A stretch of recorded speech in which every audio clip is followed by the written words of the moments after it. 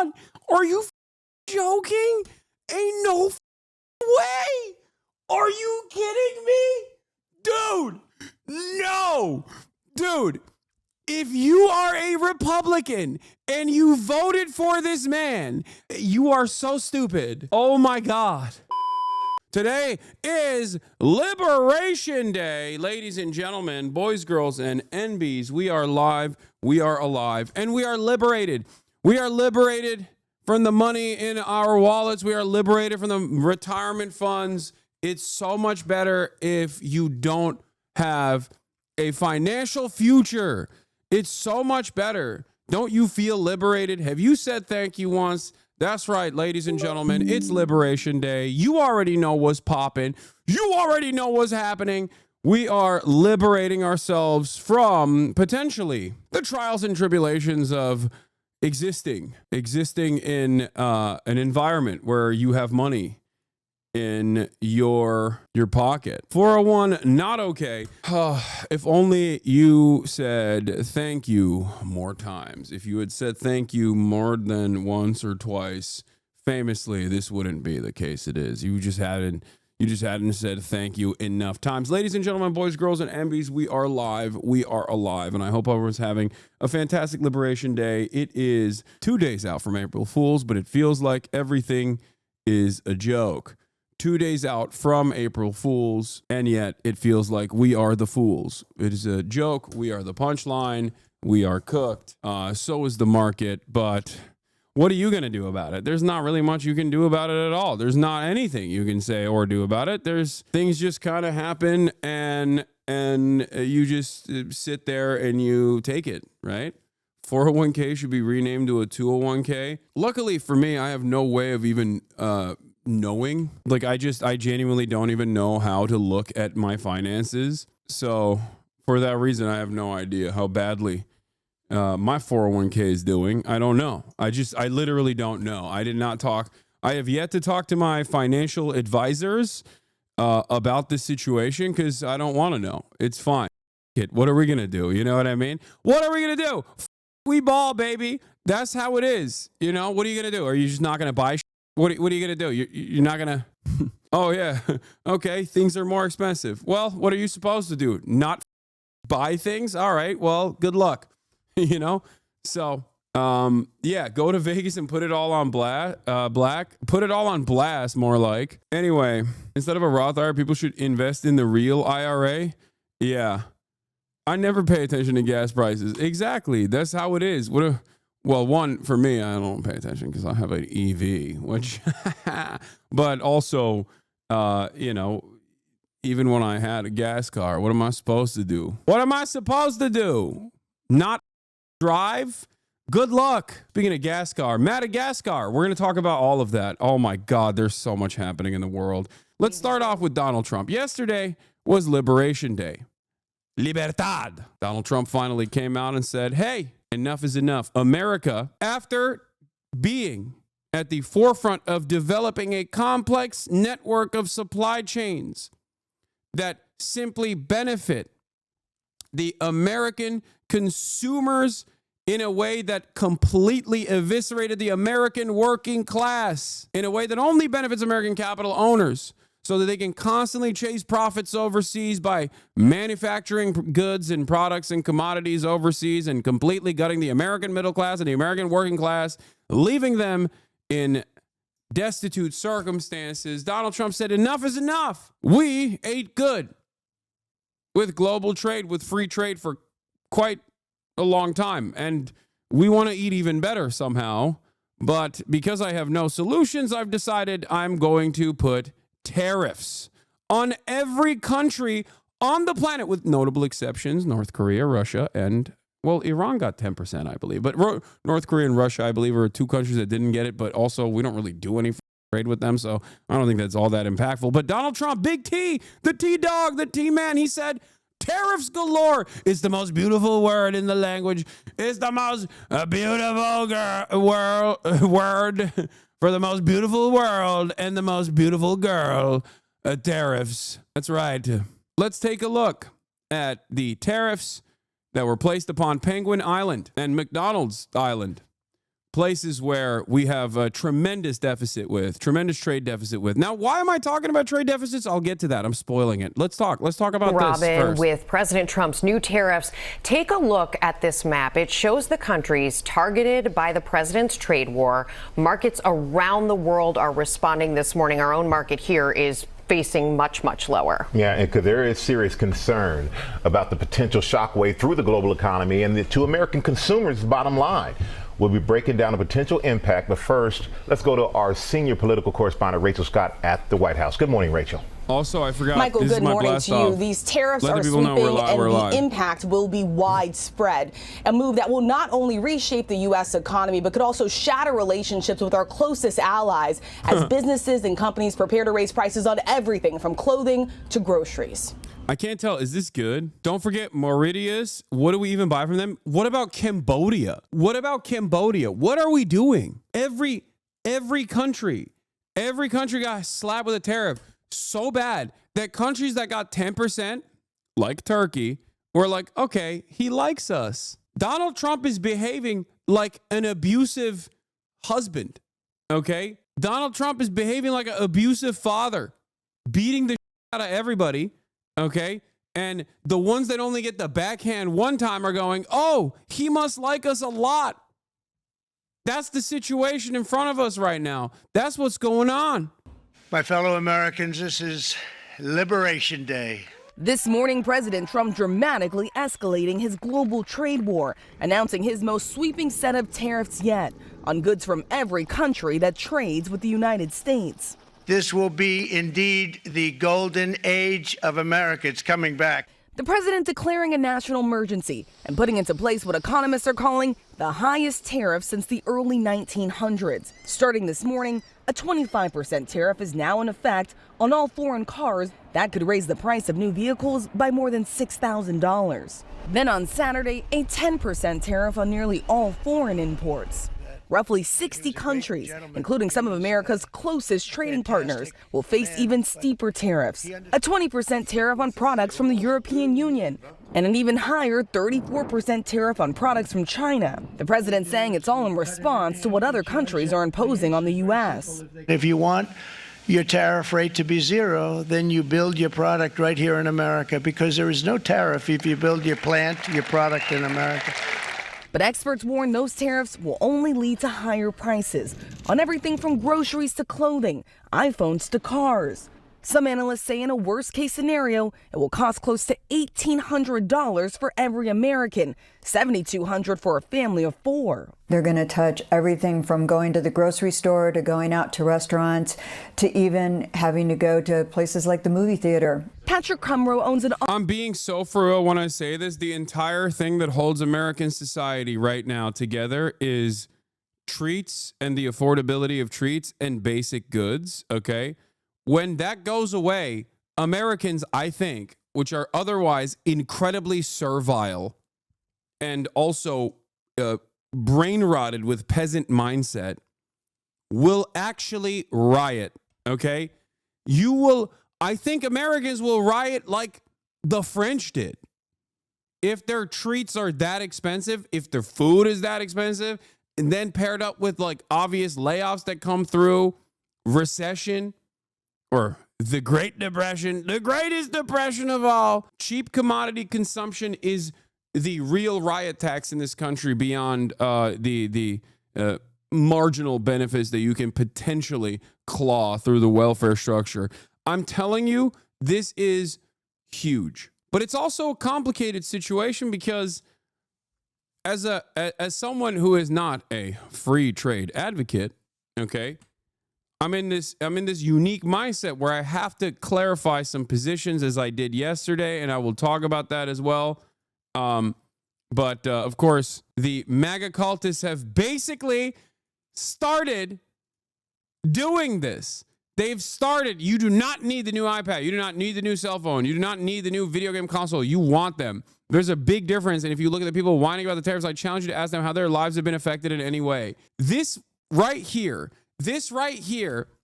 would lead to someone getting assassinated if it was like a leftist saying this under Joe Brandon. And some did. Some did say this. You know what happened to them? Joe Brandon lost. Kamala Harris lost. This is psychotic. They went with what's his face? The Vibe Session guy mindset so fast. Like the tariffs haven't even hit yet, and this motherfucker's already defending the price increases. Amazing. I love that. I love that so much. It is hilarious. Okay? This has real first Trump era COVID is about to hit vibes. Okay? This moment right here is a very unique one. Donald Trump yesterday said this is a historical moment. I agree. It kind of feels like we are at the precipice of something very interesting. It kind of feels exactly the same way that I felt right around when people started taking COVID a little bit more seriously, when we were like, wait a minute, a lot of people are kind of dying. What's going on here? What is this? Is this an issue? That's what it feels like. Like it feels like we're at the precipice. Okay. Now, who knows what will happen? Well, I have some ideas. I have some opinions, and I will get to that. But the short and sweet of it all, free trade is ass. Free trade is horrible for the domestic manufacturing output, the labor in this country, and it's also predicated upon the consistent domination of the global South in an effort to have much cheaper slave labor elsewhere. Without that, maybe you could actually arrive at a theoretical free trade through currency exchange rates and things of that nature. But without imperialism, maybe you could have some semblance of free trade. Understandable, because then if everyone's material conditions are elevated to a degree where there's a price parity and there's a parity and an equilibrium, a benefits parity, if you want to call it that, then obviously there could be some semblance of free trade. But with imperialism, there is no real free trade. Free trade is, of course, a mechanism to displace the domestic labor and outsource it. And it was done by American business owners, people like Donald Trump. Make no mistake. When Donald Trump says these other countries are us over, not anymore, he's lying to you. He's trying to hit a nationalist angle here, but it's the American business owners that wrote the book. It's American capital that wrote the book. It's American capital that gladly shipped those jobs overseas. Make no mistake. When Donald Trump says, oh, it's China, they're up, he's lying. He is lying. It's ridiculous. Global trade is a necessity in this day and age, okay? I don't have an issue with that. I'm not a trade isolationist across the board. I am not a firm and committed believer in Marxist-Leninist Jewishaist ideology. Having said that, what Donald Trump did yesterday, he said it was past presidents and our government, you idiot. No, you are the idiot, because you don't understand. It is not our past presidents and our government. It is American capital owners that betrayed the American working class. Shut up and listen to the adult in the room who's explaining to you, because guess what?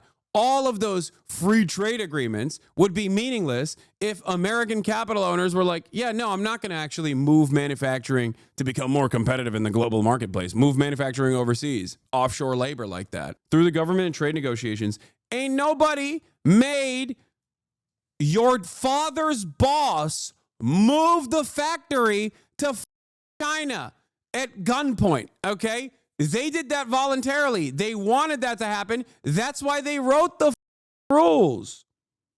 You are wrong. You're wrong.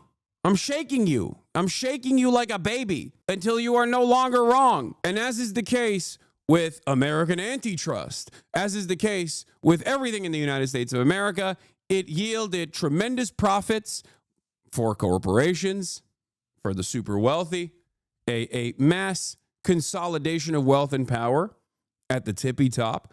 Having said that, it also came with cheap consumable items, cheap commodities. So consumers were servile. Consumers were made to not realize how devastating this was for their future, for the future of the economy. That's it. But make no mistake, it was entirely done by wealthy businessmen.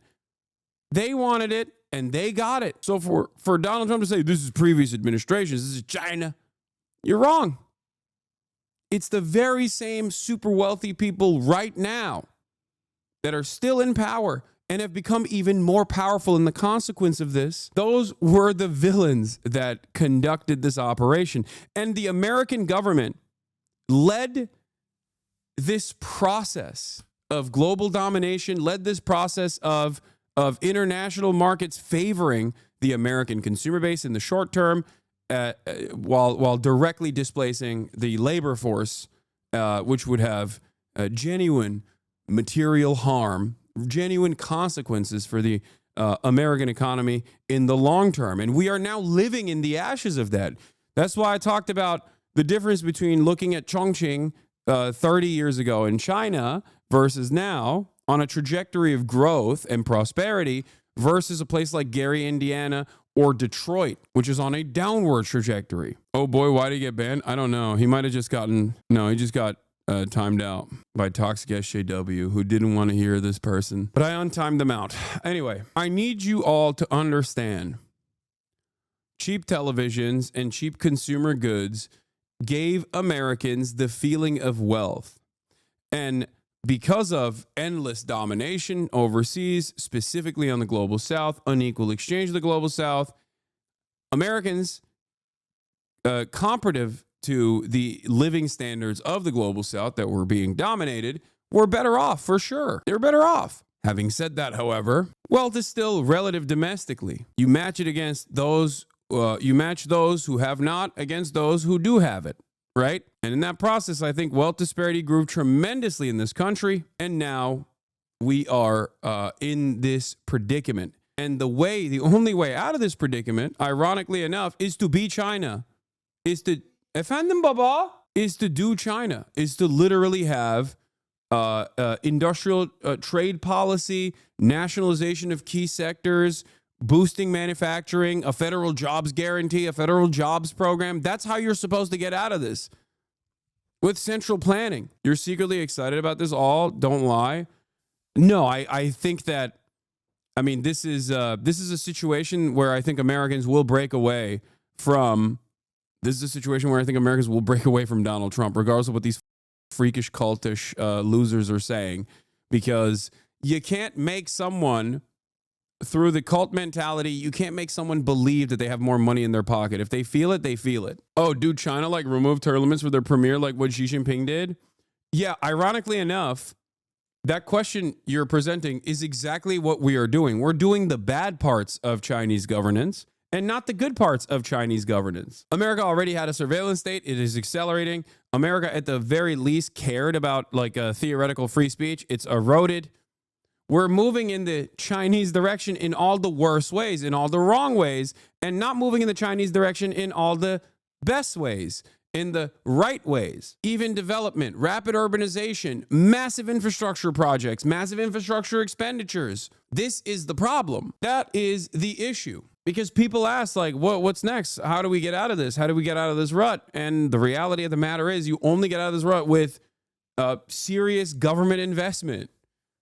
That's the only way to get out of this. You cannot rely on the capital owners that put you in this place, put you in this problem to begin with. You cannot rely on the magnanimous nature of capital owners. You cannot bully them through tariffs to boost manufacturing domestically. That process will take far too long. You still have to have serious control over that transition. And Donald Trump seemingly is not interested in doing that at all. This is a problem. This is an issue. And I don't think people understand it. The reason why I bring up all this stuff is because I am not anti-tariff. I've never been anti-tariff. I've never been anti-trade protectionism. However, what Donald Trump is doing is not trade protectionism at all. And that is very important. That's important to understand. That's important to address. And we must address it, especially at a time when there's a lot of confusion because you got Sean Fain, who I love, who I admire, who I think is brilliant, revolutionary, and very very critical of the Trump administration, coming out and saying some of these tariffs are good. And I want to cover that. Hair shop in Glendale, Wisconsin. Will you have to raise prices for your customers? Absolutely. Yeah, absolutely. By how much? I guess the minimum is going to be 25% on all parts. He worries his business will suffer. What we see is it kind of freezes. Why are you not anti-tariffs? No. Make no mistake. I'm anti everything that Trump did yesterday. I am completely against it. And I will tell you why I'm against it. I'm saying I'm not against tariffs on principle. Like, I'm against free trade on principle, especially because as it stands currently, free trade is not actually free. It's not being done. It's not being conducted amongst equal parties. Free trade is conducted with the global South. It's called free trade. It's not so free. It hurts the domestic manufacturers, and it hurts the domestic labor force. It only helps capital owners seek out higher profit margins, basically, by offshoring to countries that we have dominated that are going to have a cheap industrial base, an industrial labor force as opposed to ours. It is a mechanism of extracting wealth once again. Money freezes the willingness for customers to spend because they don't really know the future. And in North Carolina, a state already hit hard from Hurricane Helene, some business owners say they have no choice but to raise their prices. It's not a matter of if, it's a matter of when we will have to raise prices. The president is confident the tariffs will bring jobs and manufacturing to the United States. Some auto workers applauding the move, but acknowledging that could take time. I don't think it's going to be that long, but we have to be patient and let it happen. The administration sending a warning to other countries not to retaliate. This is not a negotiation, it's a national emergency. Markets around the world tumbled with our allies denouncing the move, some even vowing countermeasures. Democrats quick to point out the president's campaign promised to lower prices for American families, but the president betting big here that this will bring manufacturing jobs. You know what's funny about all this? If I'm a European leader right now, I'm pissed because this entire global trade structure was directly designed by American businessmen and European businessmen as well, but specifically dominated by American businessmen. We built this complex web. We took advantage of this complex web for decades. And now Donald Trump's like, nah, I'm done. I want more in return from you. And the reasons why he's doing this are there's the suggestions that he's making, like what he claims he's doing this for, and what I know is the real reason why he's doing this. And I'll be very honest with you. It's clear. This is to try and decouple the West, specifically the United States of America, from China as the manufacturing hub of the planet. That's it. Okay? This is seen as a matter of national security. This is a national security concern from the perspective of the anti-China hawks in the American government. They understand that if China were to not be so restrained in the future one day and all of a sudden stop the flow of treats to the United States of America, especially as China has implemented initiatives to create secondary markets for themselves, specifically in Africa, developing Africa, and using that as a market to sell to. Like, these are all the Belt and Road Initiative. These are all important steps that the Chinese government has taken because of its grand design for global trade. It in that process of China decided, yeah, you know what, we're just not, you're over. Okay, no more goods for you. It would collapse the United States of America. It would just collapse it. It would collapse the entire West. And I think that Donald Trump and his advisors recognize that fear and are actively trying to work against it. They're actively trying to bring back manufacturing and claw back some of that capability by force. The problem is they have no vision. They have no conviction. They're squishy, and they're backed by capital. So how do you do that when you try to do that through the neoliberal private-public partnership that you only implement. You can't do it. You can't bring back manufacturing this way. The most you'll do is the CHIPS Act. Ironically enough, what Biden was doing was the extent of what you can do if your vision is stuck within the neoliberal framework. And without that, without even the CHIPS Act, for example, without actual investments into American manufacturing, there is no world where you can just simply rely on companies going, yeah, let's build our factories here in the United States of America. And this is a dangerous prospect for numerous reasons, because it will backfire for a couple different reasons. The lack of vision, the lack of Chinese vision, Chinese style central planning vision within the American government will inevitably lead to massive failures. Why? Because without central planning in this process, you're simply relying on foreign investment coming back into the United States of America because they're too fearful of the tariffs or whatever, which is already on shaky ground to begin with. That's number one. Number two, when tariffs kick in, and let's say you do start building factories, you build the domestic manufacturing, you build your output. There is no guarantee that other countries will be purchasing. The trade deficit is what Donald Trump wants to fix. But there's no guarantee that the other countries are going to start purchasing these commodities from the United States of America once it's made in the United States of America. That's number one.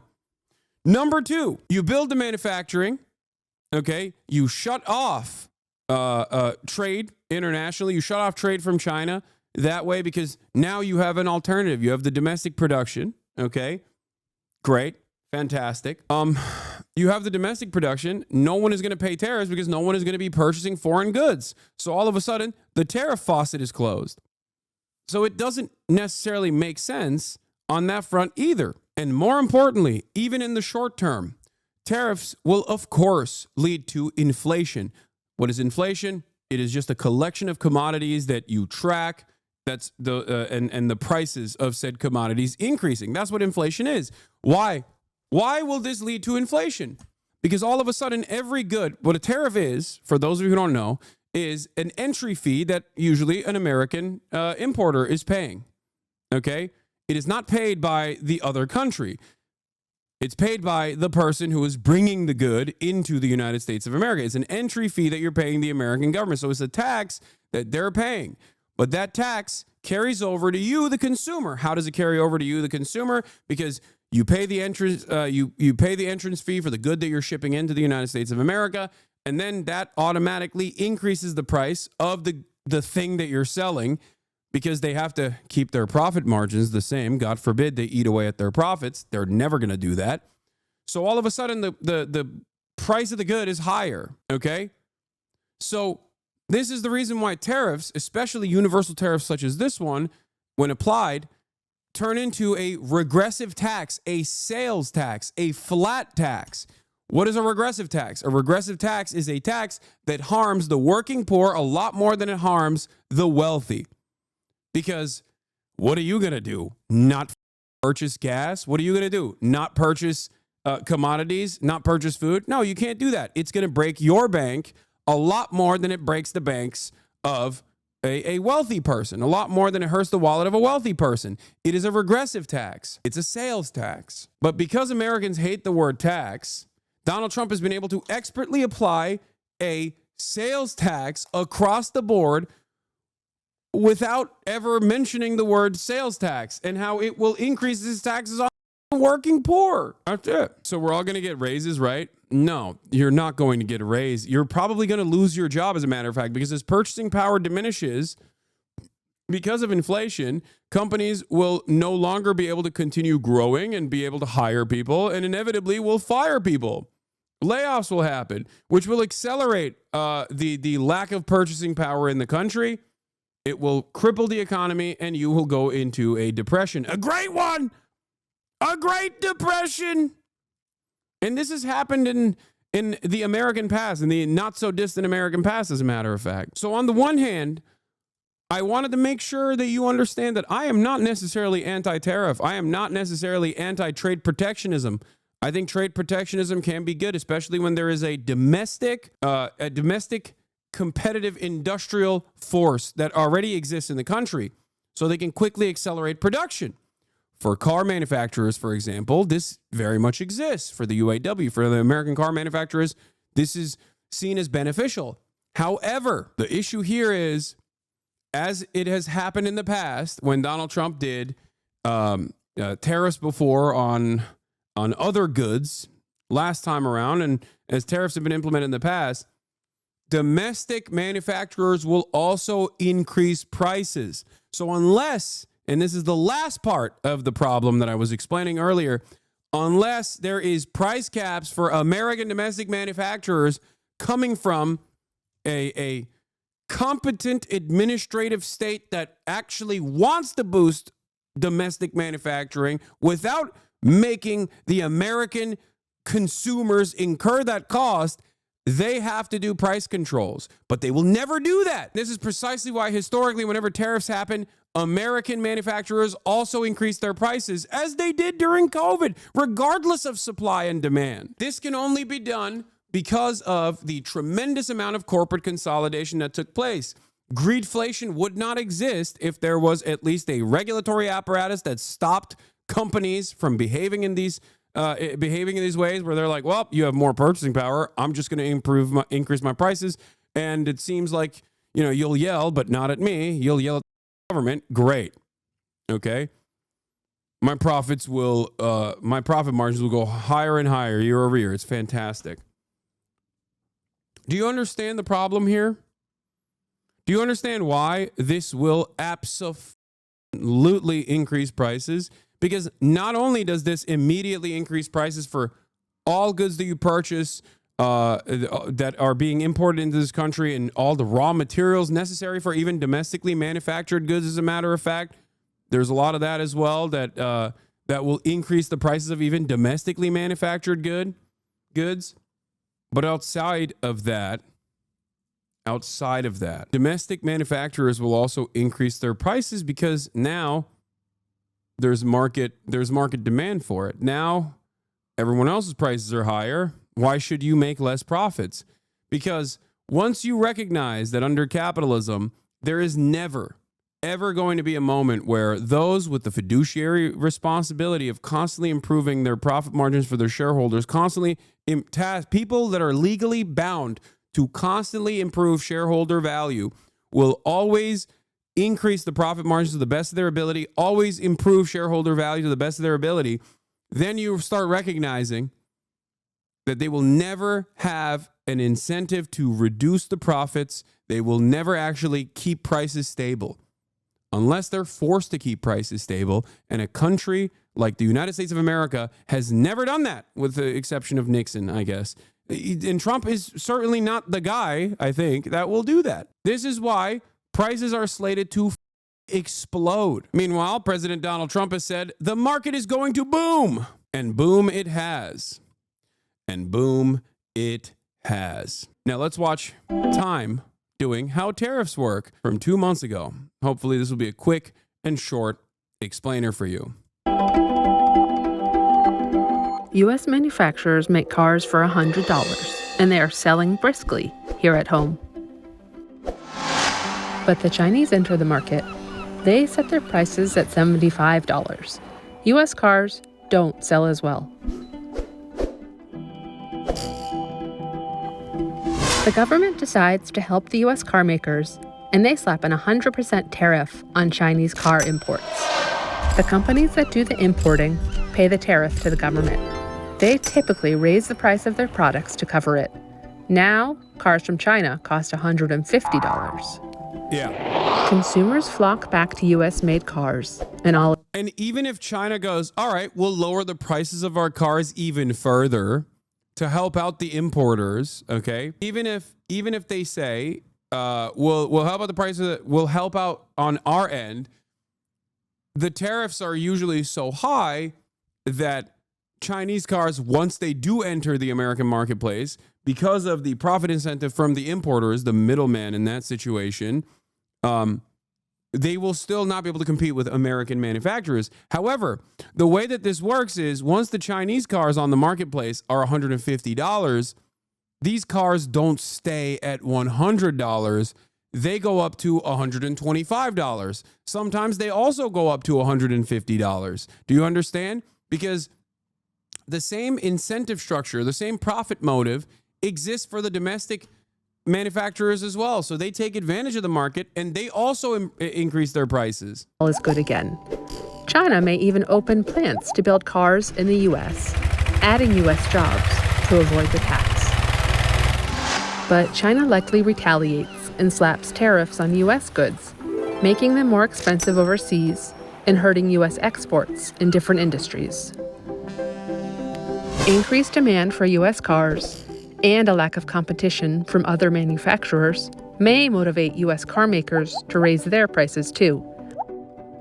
The market becomes less efficient and innovative.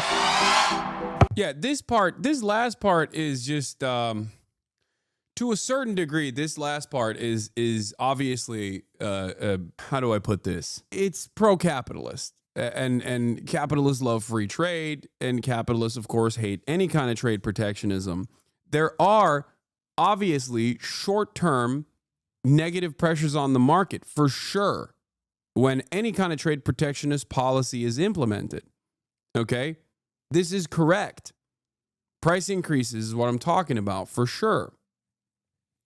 Having said that, if America and the American government did have a genuine interest in boosting American manufacturing, then they would have to, one, build the industrial base before they made these initiatives and plan for long-term prosperity in the same exact way that the Chinese government has done for the past couple of decades, and is the reason why the Chinese government has been able to outcompete every other country and their own domestic manufacturers.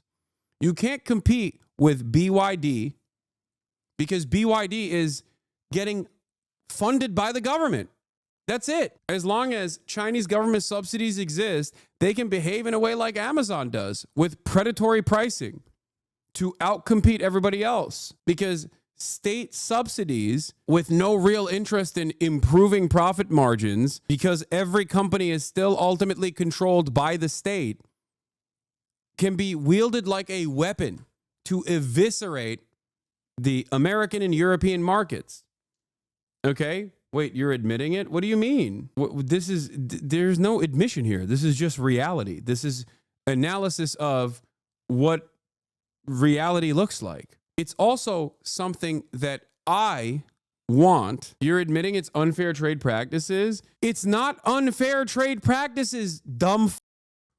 It's only unfair trade practices because America can't compete. What are you saying? We also subsidize our agricultural output, for example. I think it's significantly less fair when the United States government dominates a country and incentivizes them not to produce their own agricultural yields and instead makes them poorer and poorer as a consequence, and simultaneously offer them our subsidized agricultural output instead. That's unfair.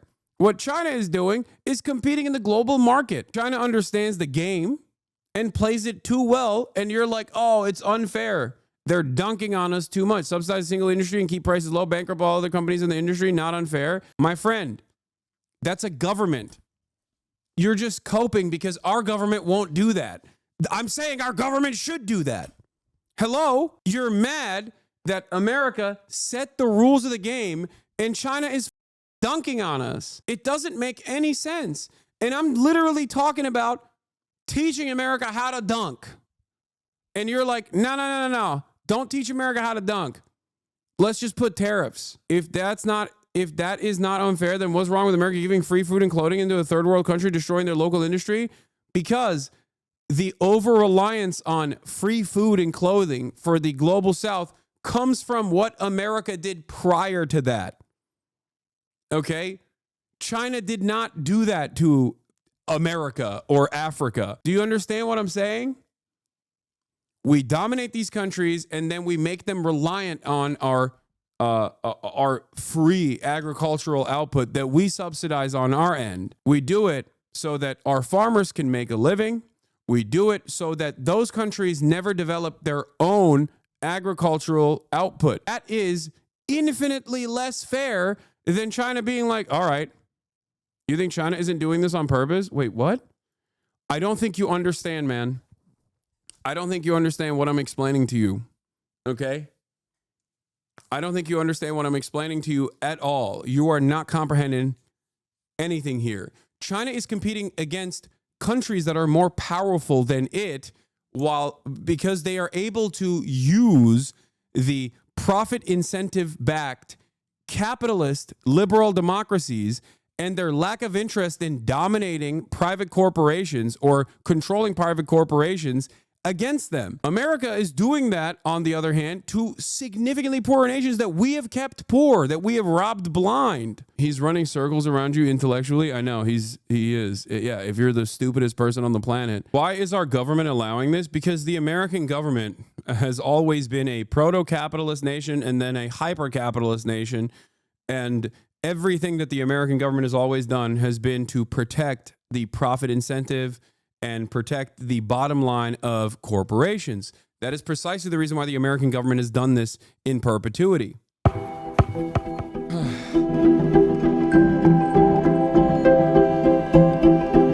Stephanie Ramos, you are at the port in Newark, where goods are shipped from all over the world, billions of dollars worth. Good morning, Stephanie.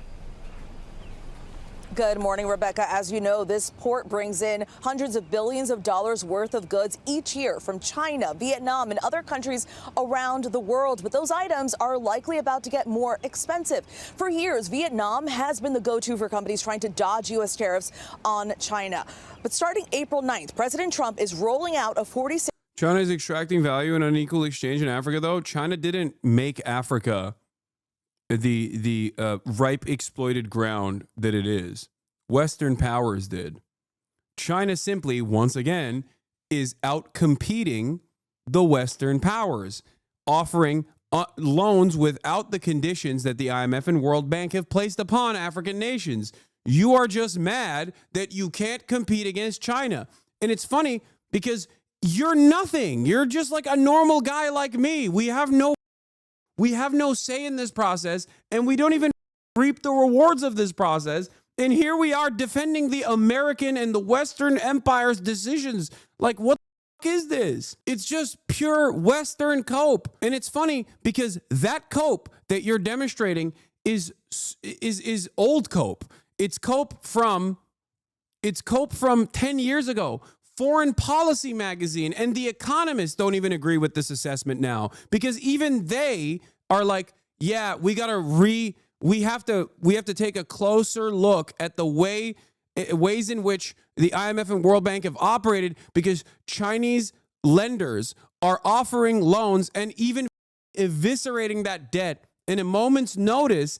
And it's significantly better. And they're doing that to enter these marketplaces. And they're doing that so that they can actually develop these marketplaces, so they can actually sell to these marketplaces. China is in the process of developing a secondary market in Africa. That's what they're doing. They're trying to generate new customers.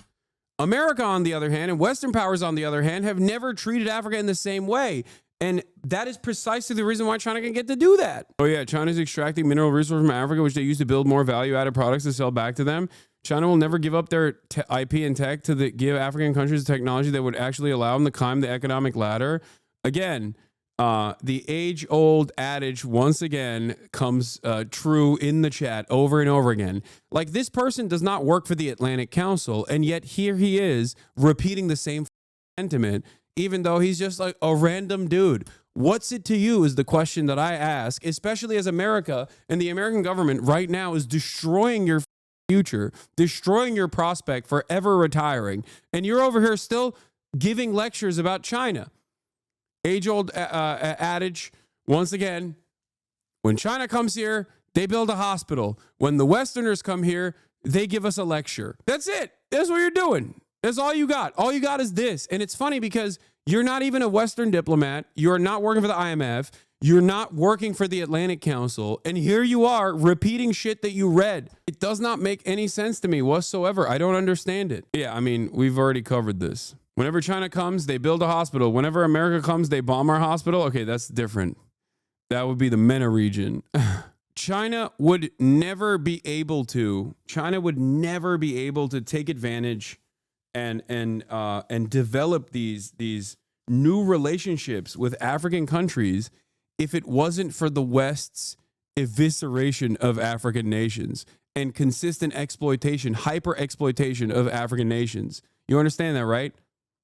They look like they're wonderful liberators in comparison to the Western Empire and the forces that have dominated and kept African nations poor. In the words of Parenti, you don't rob a poor man, you rob a rich man. It's not like Africa and African nations are poor across the board. They are actually resource rich. They're rich in labor power. They're rich in resources. It's just that they have been robbed blind and purposely kept underdeveloped by Western forces.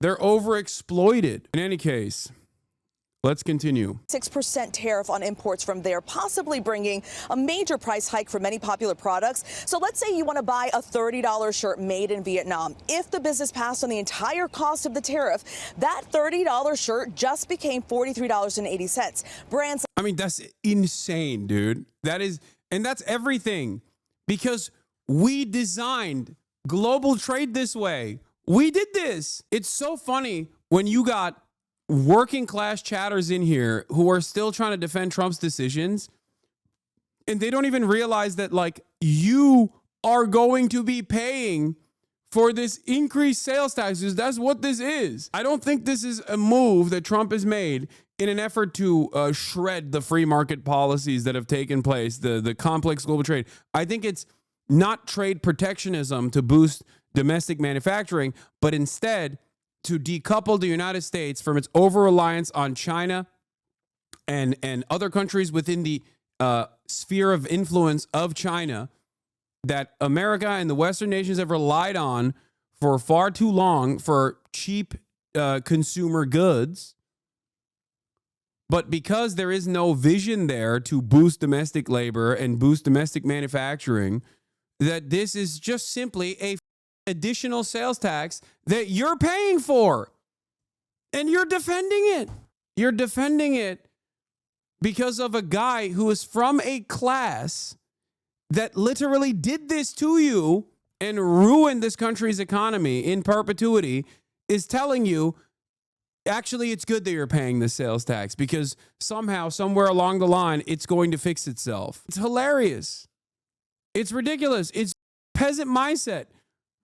My lordship, I will give you more. The rest of the peasants are withholding grain from you, my lordship. I will make up for the demand. Take my wife. Prima nocta, your grace. Like Nike, Hasbro, even Apple have shifted some of their production to Vietnam to avoid U.S. tariffs on China. But Nike could face a big blow. The company produced 50% of its footwear and 28% of its apparel in Vietnam in its 2024 financial year. And here's another big change. Popular cheap brands like Shein and Temu will face steep tariffs for the first time as the White House ends an exemption preventing tariffs on small dollar shipments from China. So what can you do? Well, first check the labels. See where your favorite products are made and consider buying from elsewhere. And if you're on a budget, consider buying secondhand. It's a really great way to avoid these new tariffs and be more sustainable too. But with the changes coming, this could really reshape everything you wear, from your shoes or even the toys that your kids play with. So get ready for a shift. Michael. Yeah, you're right. Get ready for a shift, all right. Breaking news. Trump asked point blank about stock market plunge following tariff announcements. Let's see how he responded.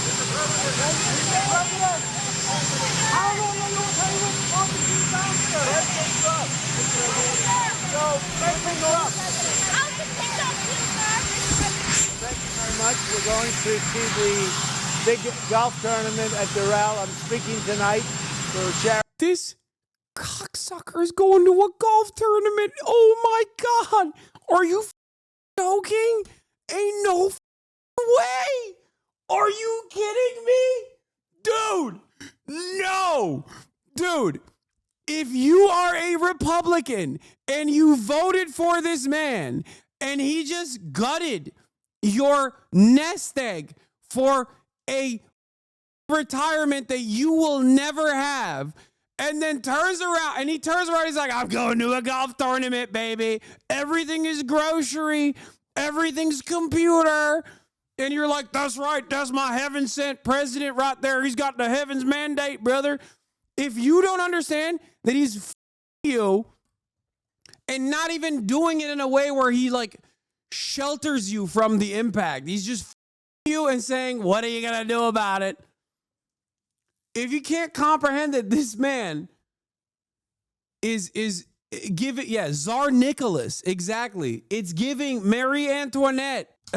But instead of let them eat cake, which is, maybe falsely attributed to Marie Antoinette, whatever, I'm not going to get into that. But if you don't understand, he's doing let them eat cake, but instead he's like, I'm just going to golf. F you. If you can't comprehend what's going on here, you are so stupid.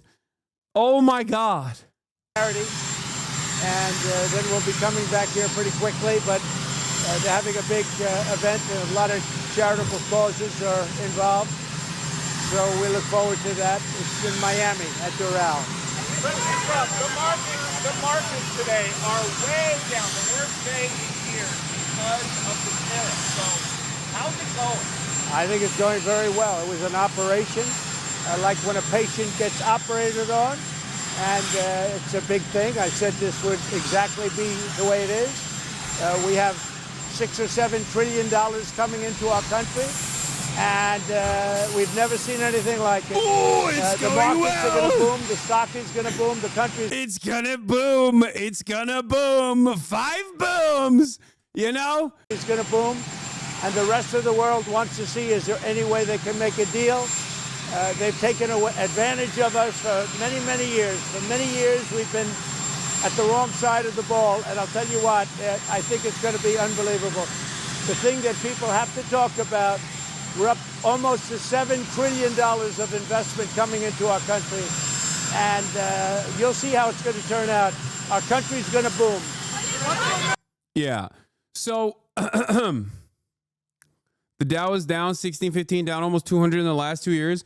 I just don't understand why. I was looking forward to hearing from Asmongold today, and it kind of it disappoints me that he's not live today to talk about how based this is. You know what I mean? Yeah.